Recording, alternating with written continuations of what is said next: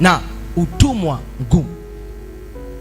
Kwa hiyo watu ambao wako kwenye miba, neno linakuja kwenye maisha yao, wanalisikia lakini hawawezi kulipokea lile neno likazaa matokeo, kwa sababu tayari kuna miba, kuna mateso ndani ya mioyo yao, kuna visa ndani ya mioyo yao, kuna uchungu ndani ya mioyo yao, kuna dhambi wamegoma kuziachilia. Kwa lile neno la ahadi njema ya Mungu linavyokuja kwenye maisha yao, haliwezi kuzaa chochote, haliwezi kumfaidia mtu wa namna hiyo.